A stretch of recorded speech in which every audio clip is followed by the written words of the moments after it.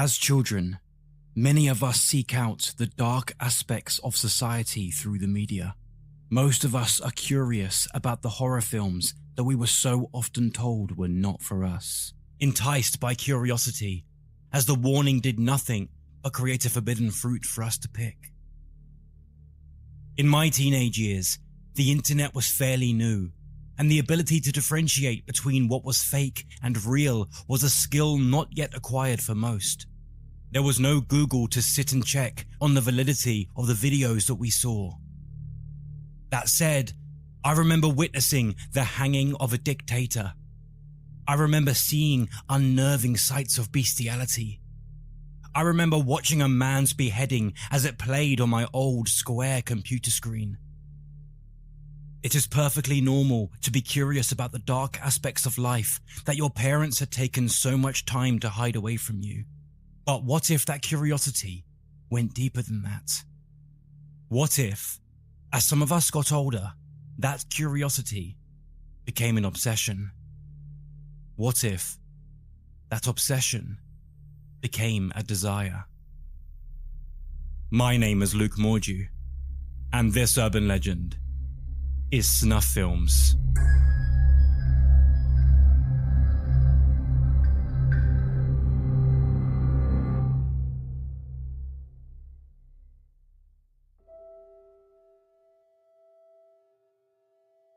Pornography has existed for as long as there has been a means in which to create it. This we know to be true, although it didn't officially grow into what we recognize today until the 1920s, now over a century old.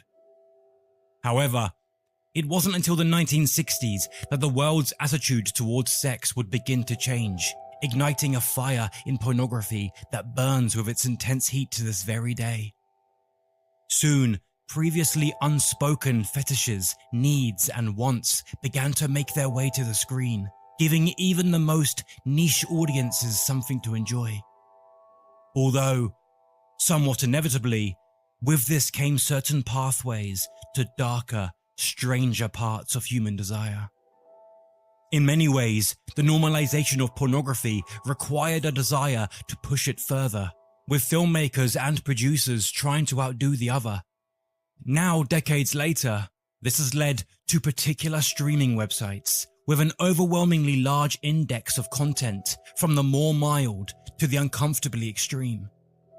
In horror, a similar thing has occurred. Many of us have heard tales of horror films causing audiences to faint in the past. This is most likely a mixture of clever marketing and its own little urban legend. However, there is undoubtedly an element of believability to it when we see what was considered too far for past audiences. We see things in cinema today that could have never been dreamed of before. The amount of gore, violence, and graphic sex that is available today would offend the most open of viewers in the past, and yet it continues to grow. Just like pornography, every few years a new film comes out that pushes the boundaries of what society will accept. Body horror has become a common sight in the darker end of films, with some becoming so violent that they have been categorized as torture porn. We may hear talks of snowflakes and everyone being offended in today's society, but in this aspect of things, we are undeniably desensitized to violence so much more than before. Perhaps it is simply that we all know so much more about the process now, leaving us deep down understanding that it is only make-believe.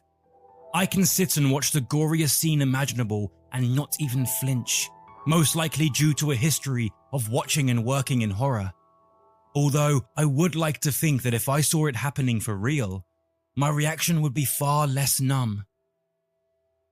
With this ever-growing desensitization to the graphic nature of film, and with the constant need to go further in order to experience that adrenaline rush in the visuals that we see, is it so hard to believe that a few immoral individuals with the finances to do so would try and get that buzz from the most extreme outlet possible? In my telling of an encounter with Snuff Films, we will follow three young men who have been given what they consider to be a once-in-a-lifetime opportunity.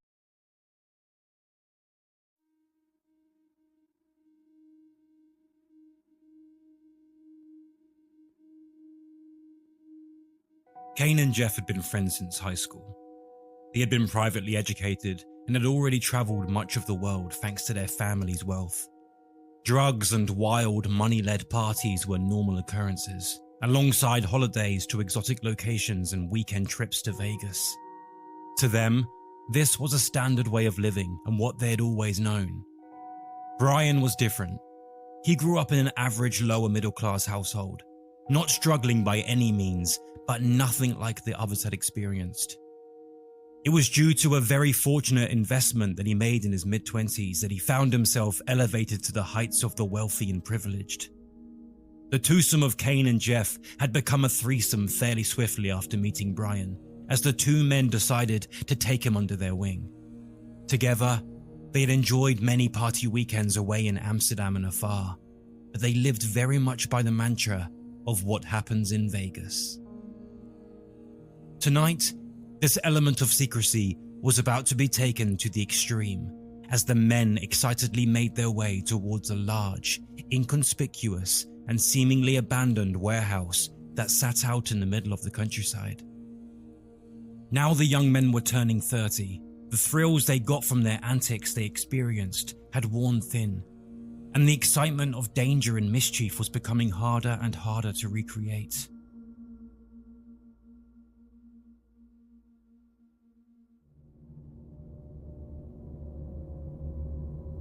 It was only a week before this night that Jeff had invited the others to witness something they had never seen before. He never disclosed just how he got hold of the tickets or who from, claiming that the less they knew, the better. Although he did tell them that the tickets were for a one-time screening of a real-life snuff film. They didn't know what the plot would be. They didn't know who would be the victim or who would be the perpetrator. They didn't know who had made it or why. They just knew that if they turned up at their secret location the following week, they would be able to be part of something that exists to many only in myth. Kane and Jeff were excitedly talking about what they expected to see as they approached the warehouse with hushed voices, although Brian remained cautious. He wasn't even sure if he genuinely believed what they were supposedly about to see.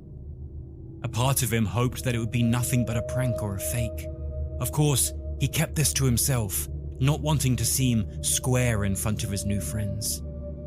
They entered the building through a small door, stopping into the darkness of the warehouse whilst dust, wood, and old metal crunched under their feet.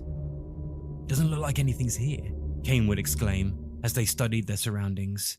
"I swear, if you've been making this up," he added in a playful, threatening manner. Jeff laughed it off, although it was clear that even he was growing more nervous that this would turn out to be a complete disaster. Luckily for them, this concern was quickly alleviated as a tall, broad man stepped out from behind a doorway, wearing a long black coat and gripping a torch in his hand.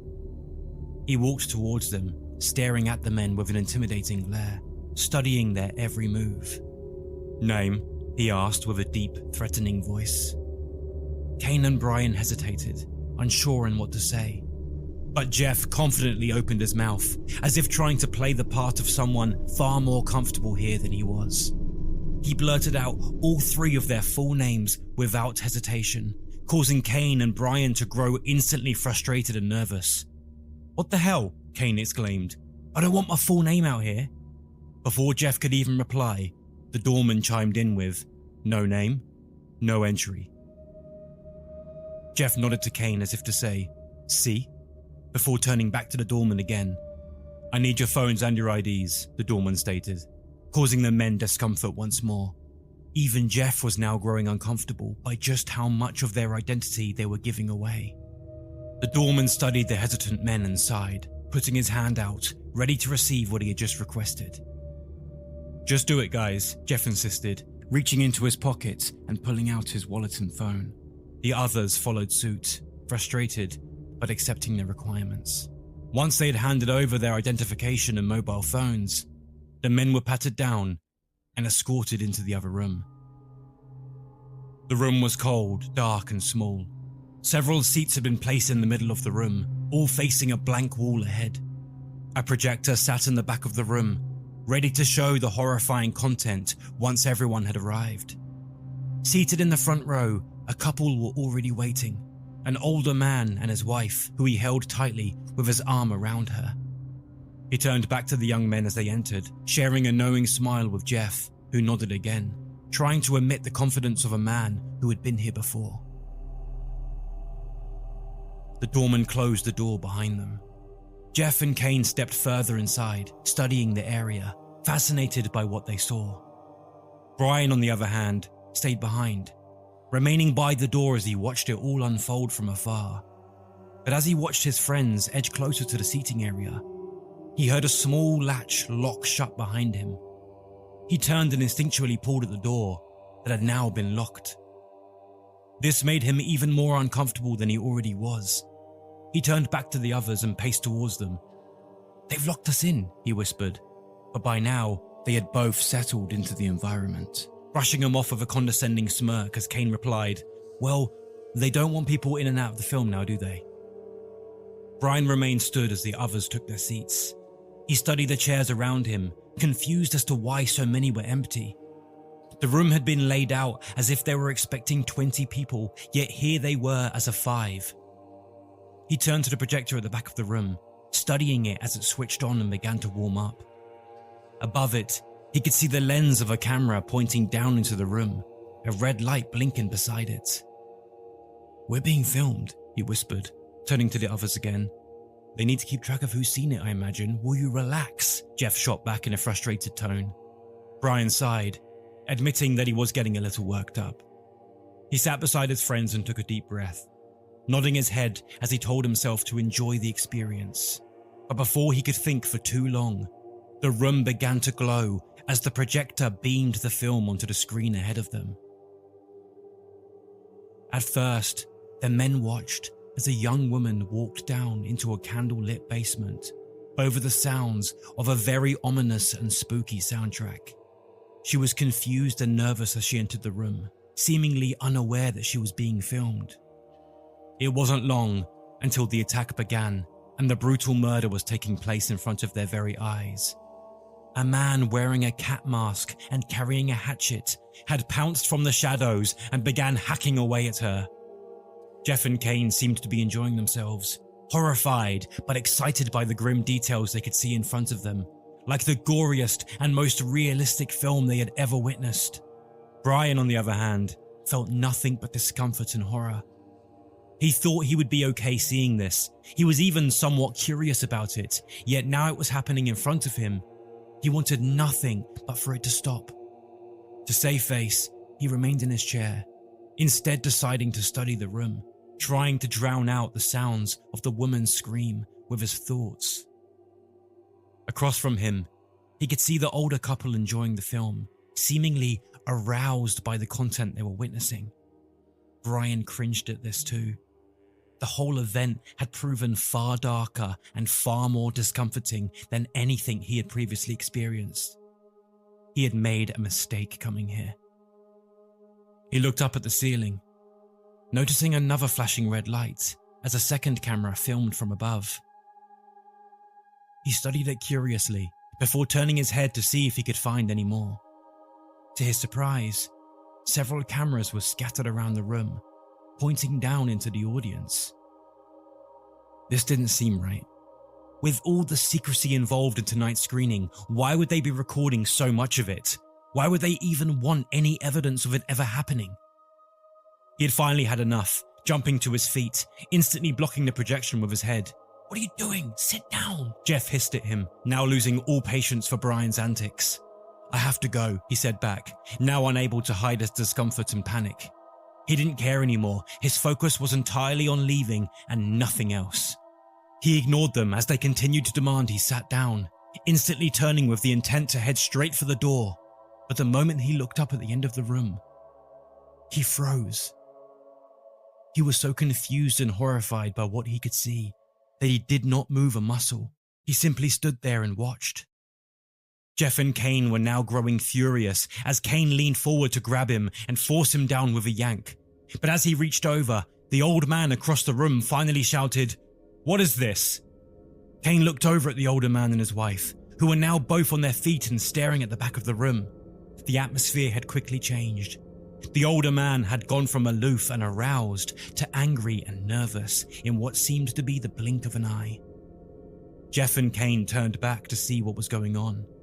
Finally, they would see what Brian and the older couple were so shaken up about, as standing at the back of the room was the star of the film that they had just been watching.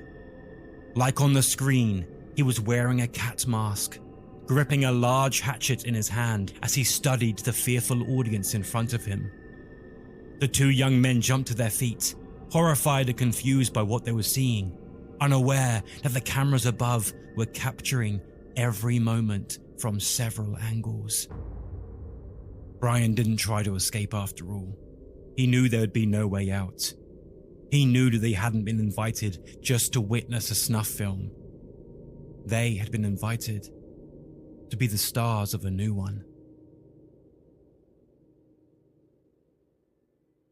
It would take less than a week for the dark web to host an invitation to a brand new snuff creation.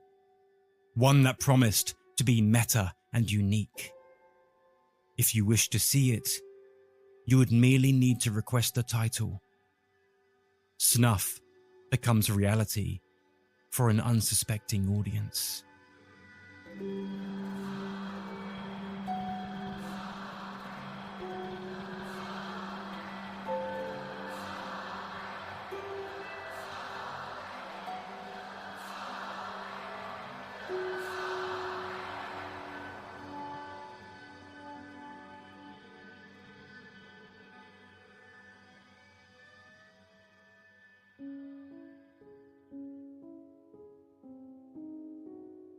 The term snuff film is a nuanced one, with several variables required to be in place for it to be considered legitimate snuff.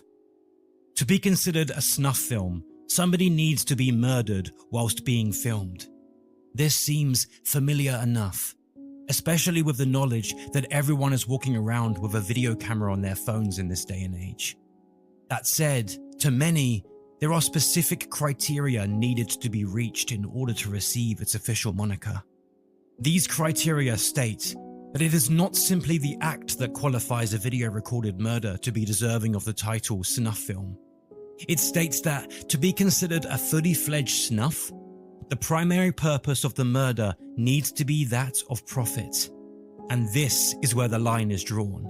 This criteria is often disputed, and it depends on where you fall on this that decides how much of an urban legend the notion of a snuff film is.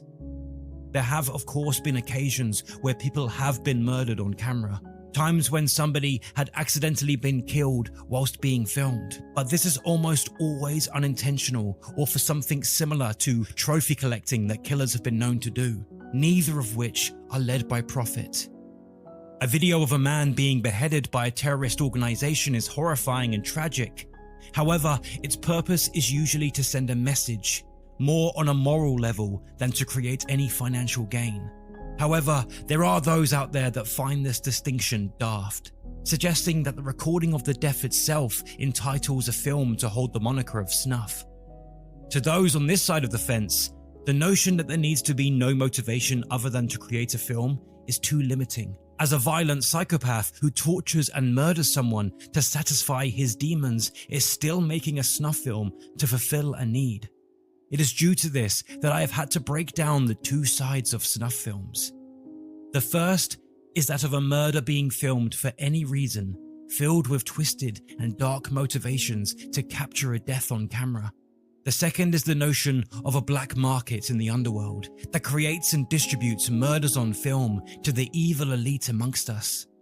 There is no denying that the former most definitely exists, as many of us have even witnessed them for ourselves. It is the latter idea that confuses things, as it is so difficult to prove due to their very nature. It would be necessary for them to be almost impossible to track down for them to even exist in the first place. This leads us to a classic case of how conspiracy-like ideas thrive. As with this, the lack of evidence can be seen only to prove that they hide well, rather than show that they do not exist to begin with. The noun snuff originally referred to the part of the candle wick that had already burned. The verb snuff meant to cut this off or kill it. This is said to have been a common term for those who died from disease or by accident in Victorian London for many years. It has also been argued that the notion of snuff films existed far earlier than we may originally imagine, evoking the principle that it was always an inevitability once moving pictures were invented. It was in 1907 that a Polish-French writer named Guillaume Apollinaire published a short story titled A Good Film. The story followed a newsreel journalist who staged and filmed a murder due to the public's fascination with crimes in the news. In this story, the public believes the murder to be authentic until the police confirm it as fake. To many, the term snuff film became what it is today after being used in Ed Sanders' book, The Family, in 1971. This book delved into the world of Charles Manson and his followers, with a large amount of gossip and information spread through nothing but word of mouth. Here, the term snuff was used about other supposed murders the family had committed and filmed, now buried in a Californian desert to maybe one day be uncovered. In the summer of 1969, Manson and his followers stole an NBC news truck filled with film equipment, and according to one anonymous source, they used this equipment to make snuff films. However, it is worth noting that this person also admitted that they never actually saw the footage. Film equipment was found by the police at a later date, although no signs of anything like this ever appeared, nor any sign of their existence at all. In 1971, husband and wife filmmaking team Michael and Roberta Finlay headed to South America with a budget of $30,000 to film a slasher flick by the name of Slaughter. This was heavily inspired by the existence of the Manson family and the murders they committed. The film was considered a disaster, so flawed that it couldn't possibly be released, and so it sat on the shelf where it looked as though it would remain. That was until years later, when Alan Shackleton, a man known as an early name in the exploitation film market and the head of Monarch Releasing Corporation, had an idea to help the film finally get released.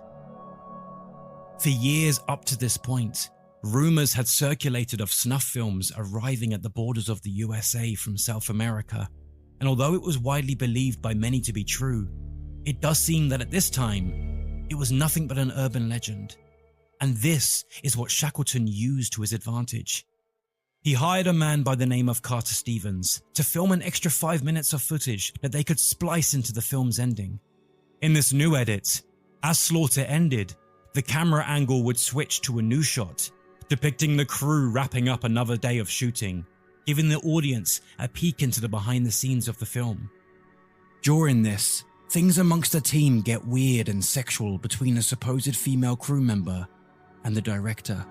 This, in turn, becomes violent as other crew members arrive, handing tools to the director that he could use to tear his victim to pieces viciously whilst the camera captured it all on film.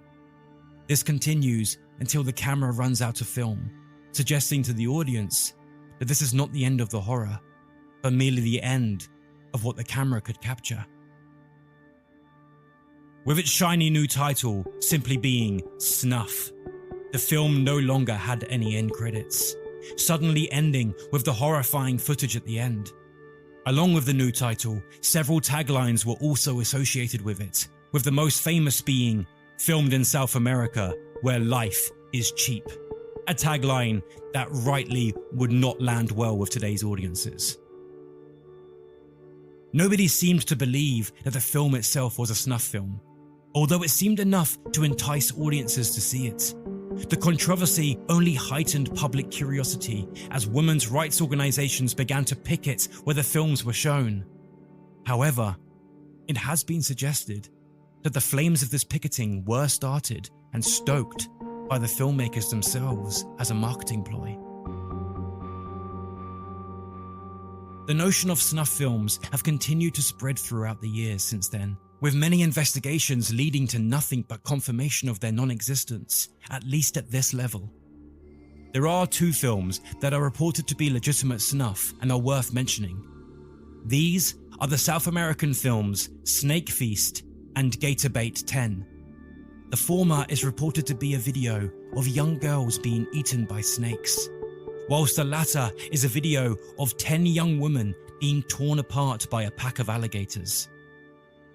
In many places, these have become synonymous with the stories of snuff films, although no objective evidence of their existence has ever been found outside of the circles that claim to have seen them.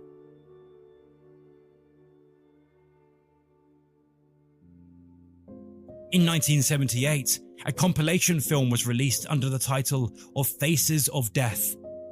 This film mixed fake and scripted scenes with natural deaths, including suicide, executions, and fatal accidents. This to some fits into the category of snuff film.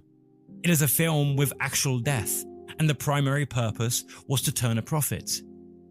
However, it once again steps down from the snuff title in some people's minds due to the fact that not one of the deaths in the film was made for the intention of the film itself, and instead they were all imported from different sources and news channels. In 1980, what is widely accepted to be the most famous film that will be mentioned was released under the title of Cannibal Holocaust. The documentary-style movie first set the scene into realism by featuring the very real death of animals in cruel and insidious ways, setting up the notion that what we were seeing was legitimate and authentic. The film was, in many ways, making a strong point, as it played on the notion that it was not the uncivilized tribes that were to be feared, but the white invaders who would do whatever possible to take what they needed. However, this overall message was lost on many audiences, as the main attraction quickly became just how realistic it seemed, making viewers question how fake it truly was. This notion was helped by the director, Ruggero Deodato, who had arranged contracts with the actors to not appear publicly for 12 months after the film's release. It was a very clever idea to create some marketing, and one that was copied with tremendous success years later with the Blair Witch Project. Unfortunately for the director, the realism of the murders and the actual killings of the starring animals meant that he would be arrested mere weeks after the film's release. He was at first charged with obscenity due to the animal killings, although when a French magazine began to question whether the film was a snuff, the court amended the charges to something far more severe. Ruggero was taken to court after being charged with the murder of his cast, who was still away in hiding due to contractual obligation. Luckily for him, and in a somewhat dramatic fashion, he broke the contract with the actors and they finally took the stand to prove that they were very much alive. This revelation led to the charges being dropped, and Ruggero was eventually freed. Although, the story of Cannibal Holocaust would now forever go down as one of the strangest events in film history. In 1985, a Japanese film was released under the name of Guinea Pig 2, Flower of Flesh and Blood. This film was considered so graphic and realistically done that it bordered on the territory of a snuff film. Often associated with this film is the story of when actor Charlie Sheen got hold of a copy of it. He was reportedly so horrified by what he saw that he immediately contacted the FBI to begin an investigation into how real it was. Although, it seems that this is nothing more than an urban legend in itself. What is true is just how realistic and horrifying the film was said to be. It was considered so realistic, in fact, that it was withdrawn from the market in Japan. In 1992, a British man named Christopher Burhound found himself in trouble with the law after importing a copy of the film into the United Kingdom.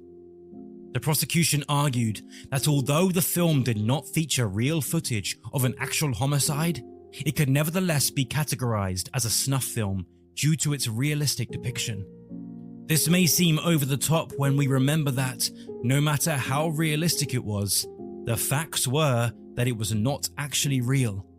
Even so, Christopher was fined £600 for having it in his possession. Since then, several films have claimed to be snuff, and far more have had their authenticity questioned. The notion of snuff films have become mainstream and widely accepted as a reality around the world. There are several movies based on the idea of snuff films, with one being widely considered the most disturbing film of all time, simply titled A Serbian Film. The dark, twisted, but believable aspects of snuff films makes for a compelling set piece in film, books, and other narratives. It is a believable but utterly twisted notion that plays on the audience's imaginations, as they wonder, what if? It is such a realistic concept, especially with our knowledge of sex trafficking, murder, and abuse. It is this understanding that makes it such a strange urban legend, as it very much depends on where you consider the threshold to be. Through my research, I have found the notion of a criminal underworld creating dark content for the elites is most likely more of an urban legend, with Illuminati or QAnon level conspiracy theories attached to it. However, just because there may not be a shadowy underworld organization murdering on film for profit, does not mean it has never happened on an individual level. It also does not change the fact that the qualifications needed to be considered snuff differ depending on who it is you ask. With that in mind, if we change our understanding of snuff to instead be a murder being filmed, then it is undeniably true and not an urban legend at all. It seems that we once again find the true accounts of urban legends to be very real, although far lesser than what the original legends suggest them to be. Although, with what we know in the world, with what content we know to exist out there involving dark and twisted content, we still need to understand that there may very well be more truth to the darker aspects of this legend than the current evidence suggests. The notion is so hard to let go of, as it is so typical for the average person to be that curious about death. Surely, there are those out there that take it that step further. Surely, there are those looking to capitalize on that.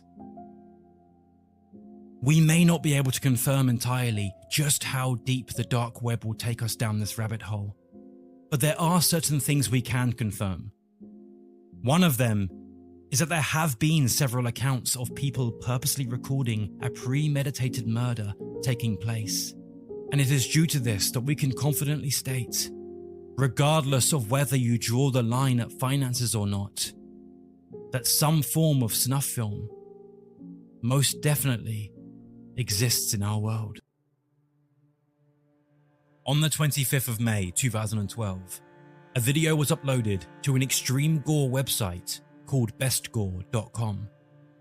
The video was titled "One Lunatic, One Ice Pick," seemingly playing on the previously viral videos of 2 girls, 1 cup, and 1 man, 1 jar. In this new video, a man wearing a purple hoodie repeatedly stabs his victim with an ice pick and a kitchen knife before dismembering and sodomizing them. The victim was Jun Lin, also known as Justin Lin. He was living in Montreal, Canada as an international student from Wuhan. Jun Lin was last seen on the 24th of May, one day before the video upload, where he was captured on CCTV entering an apartment building that he would never leave. The man in the purple hoodie was Luca Magnotta, desperate for fame and attention by any means necessary. He was failing as a porn star and an escort, and was rejected for several reality TV shows. He seemed to eventually get some of the notoriety he so desperately desired when he began to film himself torturing a series of animals, most notably kittens. It seems that after a while, he required more infamy than he was receiving with just hurting animals, and thus had decided to up his game to a new low. Once his new, darker, and horrifying video was uploaded, some of its earlier viewers found it so disturbing that they actively reported it to the police. At first, it seems as though the police refused to take the claim seriously, most likely due to the content of the site and the many stories of snuff films turning out to be hoaxes. But once they looked a little closer, they realized that what they were seeing was, in fact, very real. A couple of days after this realization, the situation grew far more severe as a package containing the victim's left foot was delivered to the headquarters of the Conservative Party of Canada, whilst another package containing a left hand was stopped in transit, intended for the Liberal Party. Eventually, a search was underway for Luca Magnotta, and he was ultimately apprehended in Germany. You can find far more information on this case by watching the fascinating documentary Don't Fuck With Cats, which delves into the story deeply. Still, I will not give the man any more attention than that, as this is exactly what he so desperately desires. He had made a snuff film, not for the currency of money, but the currency of likes.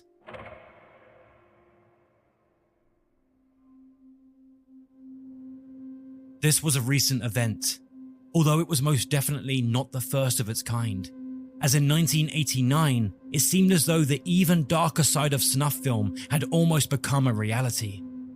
Daniel Depew and Dean Lambie had plotted for several months to kidnap a randomly selected young boy. Once captured, they intended to abuse and eventually murder them with the intention of making a pornographic snuff film. Bafflingly, the two men from Virginia, USA, wrote this on a computer bulletin board for all to see. And this, quite obviously, caught the attention of the FBI. The two men were shortly arrested and taken to court. However, their defense suggested that it was nothing more than a sick fantasy they were playing out, with no real intention of actually going ahead with the plan or ever actually hurting anybody. Even so, the twisted men were sentenced to 30 years or more in prison.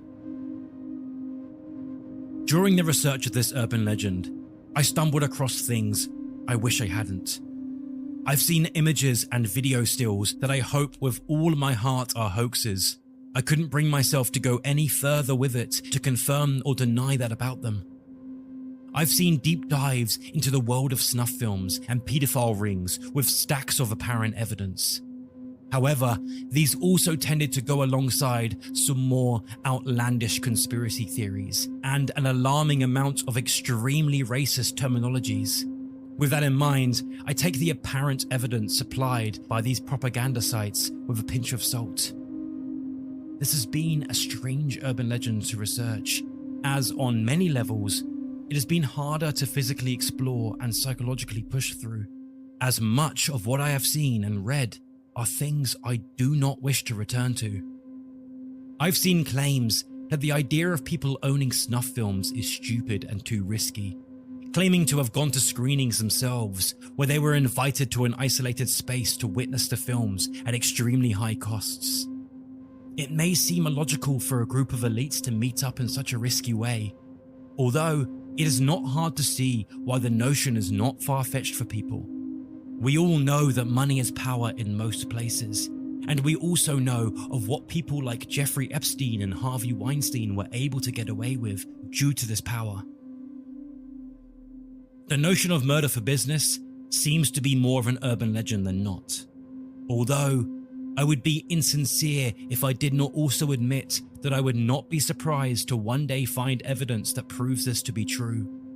Until then, the notion of murder being filmed for pleasure is very much a dark reality in the world, and it will continue into the future, especially with how accessible recording equipment is now.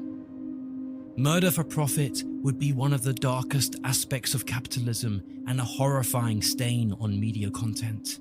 There may be no proof of a thriving snuff film industry in the underbelly of society, and we may not officially know of any shadowy figures creating content for the rich and powerful.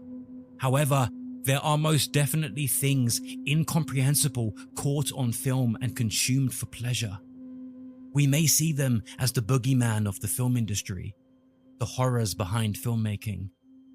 But ask yourself, if you were in a room where a snuff film was playing beside you, would you not, at the very least, be tempted to take a look yourself?